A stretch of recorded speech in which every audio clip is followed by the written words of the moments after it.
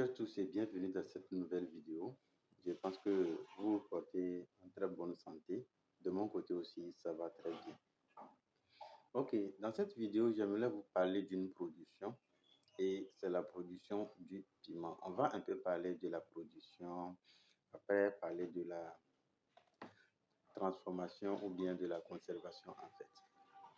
Il faut savoir que pour ce qui concerne la production du piment, il va falloir d'abord connaître le piment en quelque sorte avant d'en parler de sa production. Il faut savoir que le piment est une culture appartenant à la famille des solanacées et à la catégorie des légumes fruits. Déjà, avec ces deux aspects que vous connaissez sur le piment ou bien ces deux propriétés du piment, cela doit vous renvoyer déjà à beaucoup de choses parce que si vous connaissez la famille, il va falloir connaître les exigences liées à cette famille de cultures parce que les cultures sont exigeantes vis-à-vis de la fertilisation, du sol, du traitement et même de l'arrosage. Donc, il est important de connaître la famille de la spéculation que vous voulez mettre en production. Ça vous permettra en fait de connaître ces exigences.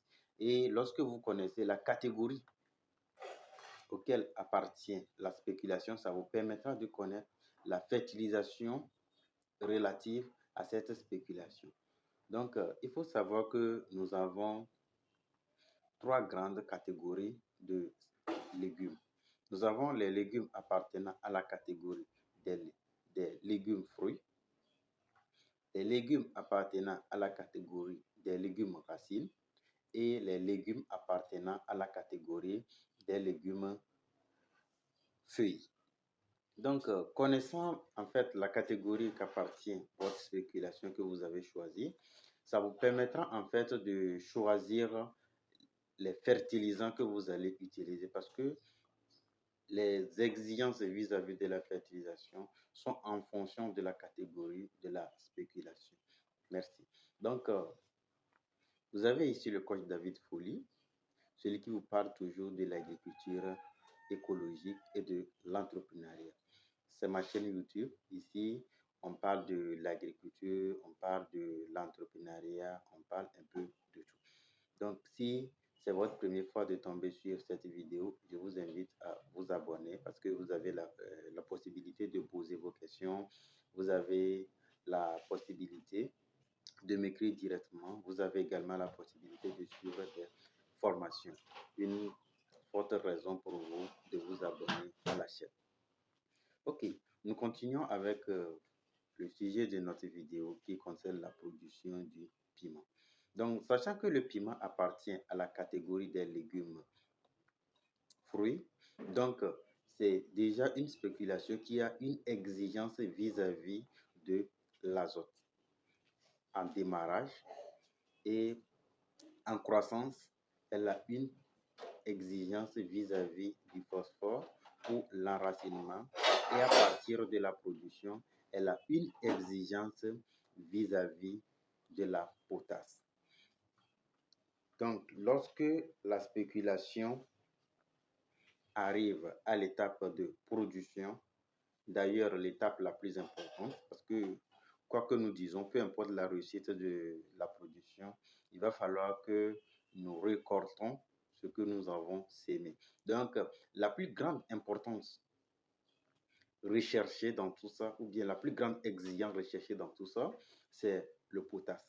Parce que il faut savoir que le potassium est responsable de la floraison et de la fructification. Pour une bonne floraison et pour la fructification, nous avons besoin du potassium. Et pour cela, vous devez mettre vraiment à disposition des fertilisants riches en potassium pour apporter à partir de la floraison. Est-ce que vous voyez un peu? Donc, si nous allons parler de la production du piment, il va falloir qu'on parle dès le choix du site. Ok. Pour ce qui concerne le choix du site, il faut savoir que le piment a des exigences vis-à-vis du sol.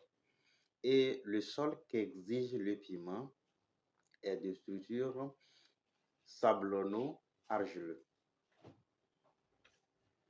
Votre sol doit être sablonno-argileux de préférence. Pourquoi? Parce que lorsque votre sol est sablonno-argileux, ça facilite l'infiltration. Et en dehors de ça, ça vous garantit la santé de votre culture vis-à-vis à l'attaque des maladies fongiques. Il faut savoir que toutes les cultures appartenant à la famille des Solanacées sont des cultures qui sont souvent exposées à la maladie relative au sol, c'est-à-dire les maladies cryptogamiques. Donc, pour cela, il faut choisir des sols qui au moins tolèrent. Il faut choisir des sols qui au moins tolèrent l'attaque des maladies fongiques. Pour ce faire, vous avez à choisir un sol sablonno-argileux ou un sol argileux. Mais le problème pour les sols argileux, c'est que vous devez biner régulièrement. Vous devez régulièrement biner quand vous choisissez un sol argileux. Parce que pour l'infiltration, l'argile ne facilite pas l'infiltration. Pour cela, il faut régulièrement biner. Il faut régulièrement biner pour que l'infiltration soit opérationnelle. Ok, donc voilà un peu le choix du sol ou bien le choix du terrain que vous devez faire pour votre production. Maintenant, il faut savoir qu'il y a quelque chose que beaucoup de personnes négligent lors de la production et ce sont des choses qui rattrapent en fait. Ce sont des choses qui rattrapent. Donc, pour votre production, la toute première chose à faire, c'est de faire votre calendrier de production. Vous faites votre calendrier de production, vous effectuez votre programme de production et vous effectuez également l'itinéraire technique de la production. Déjà, avec ces trois choses, ça va vous permettre de se situer dans le temps et de connaître en fait les besoins relatifs à la production. Mais du coup, si vous n'avez pas un programme de production, vous ne connaissez même pas les activités que vous aurez à faire lors de la production. Et c'est grave. C'est grave. Donc, il faut faire votre programme de production. Ça vous permettra de connaître en fait les activités que vous aurez à faire lors de la production. Après ça, vous devez faire également votre calendrier de production. Votre calendrier de production vous permettra de situer dans le temps, de situer les activités dans le temps. Et si vous avez votre calendrier de production, ça vous permettra de connaître en fait le déroulement des activités dans le temps. Et après ça maintenant, il va falloir que vous ayez votre compte d'exploitation. Et le compte d'exploitation permet à quoi? Permet d'évaluer en fait les dépenses ou bien d'évaluer de façon générale l'investissement que vous aurez à faire. Mais si vous n'avez pas à votre possession un compte d'exploitation, vous allez voir que du coup, c'est un peu difficile. C'est un peu difficile du coup. Donc, il est important d'avoir votre compte d'exploitation à votre disposition dans le but de connaître d'une manière ou d'autre le budget de votre investissement. Donc, après cela, maintenant, il va falloir élaborer votre itinéraire technique. L'itinéraire technique de la spéculation. Vous devez connaître ça. Et l'itinéraire technique permet de connaître en fait le déroulement de l'activité. Ça va vous permettre de connaître en fait l'exigence dans le temps de la spéculation. Donc voilà les documents que vous devez effectuer avant de se lancer dans la production. Et maintenant, après le choix du site, qu'est-ce qu'il faut faire? Dans le cadre de l'agriculture écologique, il faut savoir que pour pouvoir réussir la production, il va falloir être indépendant vis-à-vis des intrants. Et ici, si je parle de l'indépendance vis-à-vis de l'intrant, je vais juste parler du fait que vous ne devez pas acheter ni les engrais ni les produits de traitement. Ça doit être préparé par vous-même. Et si vous-même vous arrivez à préparer vos intrants, vous allez voir que c'est facile de rentabiliser la production. Mais si vous n'arrivez pas à préparer les intrants, vous allez voir que il vous serait difficile de pouvoir rentabiliser la production. Parce que si vous voyez un peu la marge, si vous voyez la marge du compte d'exploitation, vous allez voir qu'au niveau des intrants, c'est tellement énorme.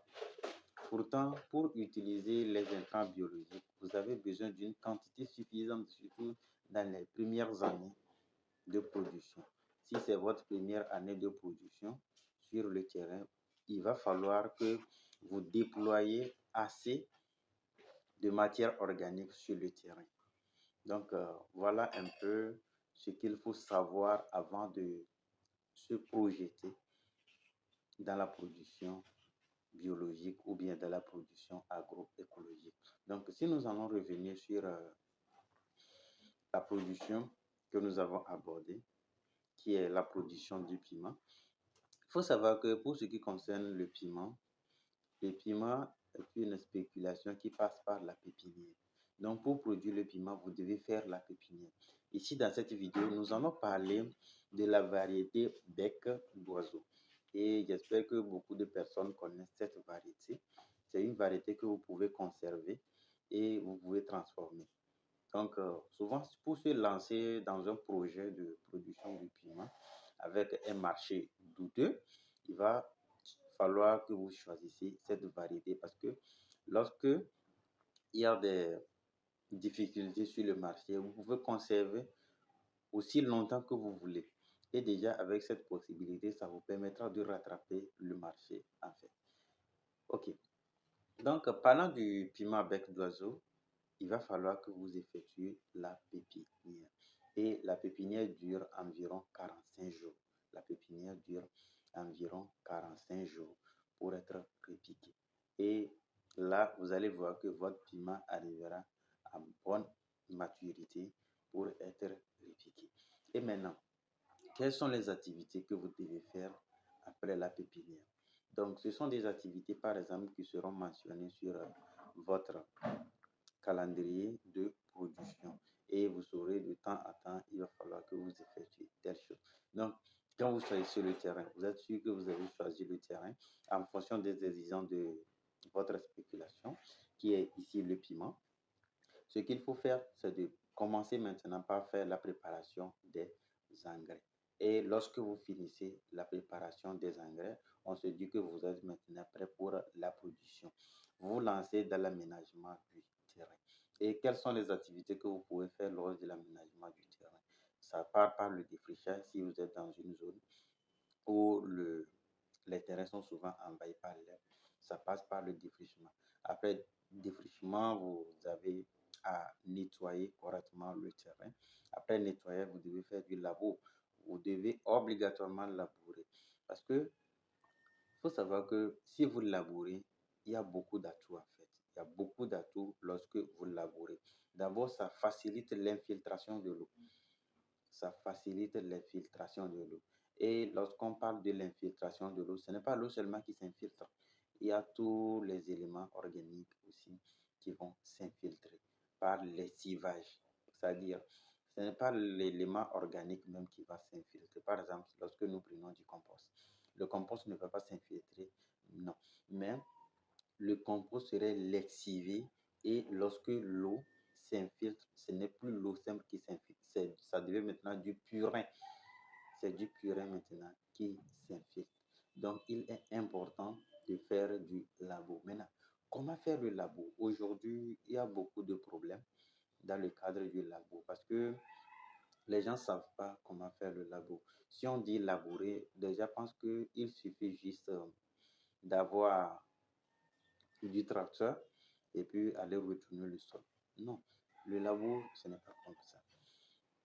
Le labour a un objectif. Et lorsque vous voulez labourer, cherchez à atteindre l'objectif du labour en fait. Il faut chercher coûte et coûte à atteindre l'objectif du labour. Et c'est en ça qu'on peut dire que vous avez effectué du labour. Sinon, vous avez juste retourné le sol. Vous avez juste retourné le sol. Et ce n'est pas du labour en fait. Vous allez voir que le problème d'infiltration persiste. Donc, il faut savoir que le labour, tout compte fait, vise à décompacter le sol. Et ici, si on parle de décompacter le sol, ce n'est pas l'ensemble du sol que nous voulons décompacter. Nous avons besoin de décompacter juste une couche. Et la couche que nous voulons décompacter, c'est la couche nourricière que nous voulons décompacter. Et cette couche nourricière est située dans les 20 premiers centimètres. C'est dans les 20 premiers centimètres que se situe la couche nourricière. Et c'est sur cette couche que s'effectue en fait l'agriculture. Et c'est la couche vivante. Souvent, si on dit que la couche elle est vivante, c'est parce qu'elle contient des êtres vivants.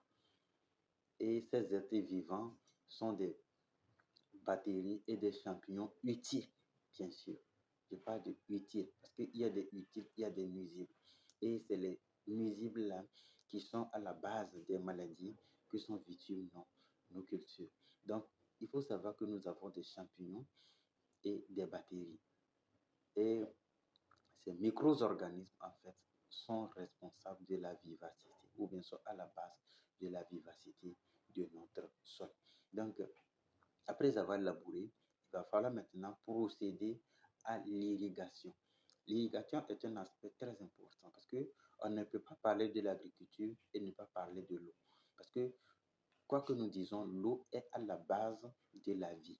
Que ce soit la vie humaine ou la vie des végétaux, l'eau est à la base. Donc, lorsque vous finissez votre labour, il va falloir que vous pensiez à mettre en place un moyen d'irrigation. Même si ce n'est pas automatique, si c'est manuel, il est obligatoire de mettre au moins un moyen d'irrigation sur votre terrain. Cela vous permettra en fait de faciliter l'approvisionnement en eau de vos cultures. Et il faut savoir que les types d'irrigation sont en fonction de la spéculation que vous voulez faire. Et c'est la quantité d'eau disponible sur votre terrain qui détermine en fait la superficie que vous devez produire.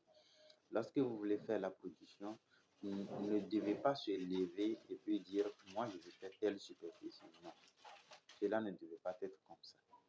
La superficie doit être délimitée en fonction de la quantité d'eau que vous avez sur votre terrain.